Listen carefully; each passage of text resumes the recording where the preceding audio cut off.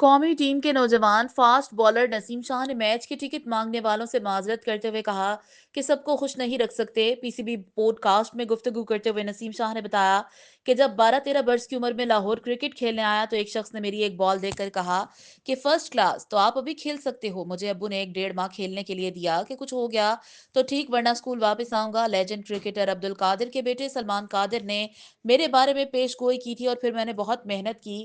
عبد القادر نے میرا ٹرائل لیا تھا، میں یہاں تک بڑی محنت کے بعد پہنچا ہوں۔ نسیم شاہ کا کہنا تھا کہ انجری کے بعد ریہیب کر کے واپس آنا کسی بھی کھلاڑی کے لیے بہت مشکل ہوتا ہے۔ نئے بال کا اپنا ایک پریشر ہوتا ہے اور نئے بال سے وکٹ لینا بہت اہم ہوتا ہے۔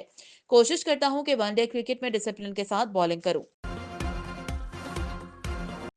جنوبی افریقہ کے خلاف ٹیسٹ سیریز کے دوران ٹخنے کی انجری کا شکار ہونے والے پاکستان کے جارے مزاج نوجوان بیٹر سائم ایوب 10 ہفتوں کے لیے کرکٹ سے آؤٹ ہو گئے۔ پاکستان کرکٹ بورڈ کی جانب سے سائم ایوب کی انجری کے حوالے سے اپ ڈیٹ جاری کی گئی، جس میں بتایا گیا کہ سائم ایوب 10 ہفتوں کے لیے کرکٹ سے باہر رہیں گے۔ سائم ایوب کو 3 جنوری کو جنوبی افریقہ کے خلاف ٹیسٹ میچ کے دوران فیلڈنگ کرتے ہوئے ٹخنے کی انجری ہوئی تھی۔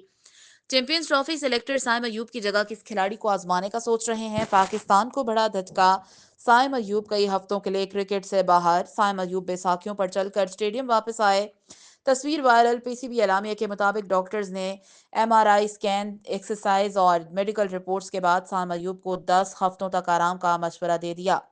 پاکستان کرکٹ بورڈ کے مطابق سائم ایوب پہلے سے بہتر محسوس کر رہے ہیں، تاہم ان کی دورہ نیوزی لینڈ کے لیے صحت یابی ان کی فٹنس سے مشروط ہوگی۔ اس دوران سائم ایوب بدستور اپنا ریہیب انگلینڈ میں جاری رکھیں گے۔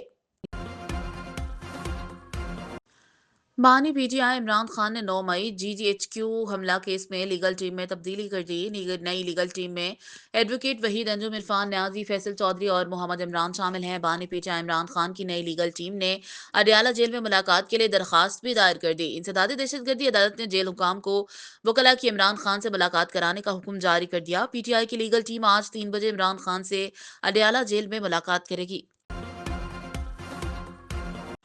بالی ووڈ کی معروف ڈانسنگ گرل اور مراکش سے تعلق رکھنے والی نورا فتح اپنی سالگرہ سے ایک دن قبل ایک عجیب و غریب جھوٹی خبر کا شکار بن گئی۔